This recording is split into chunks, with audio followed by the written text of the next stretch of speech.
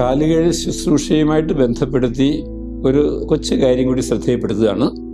അത് കാല് കഴുകി തുടച്ചതിന് ശേഷം കാർമികൻ കഴുകപ്പെട്ട ആളുടെ പാദങ്ങൾ ചുംബിക്കുന്നു.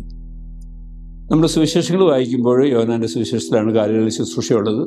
മേലങ്കി അഴിച്ച് തുവാല അരയിൽ ചുറ്റി പാദങ്ങൾ കഴുകി തുവാല കൊണ്ട് തുടയ്ക്കുന്നു എന്ന് മാത്രമേ സുവിശേഷം രേഖപ്പെടുത്തിയിട്ടുള്ളൂ. പിന്നെ എങ്ങനെയാണ് ഈ ചുംബനം വന്നത്?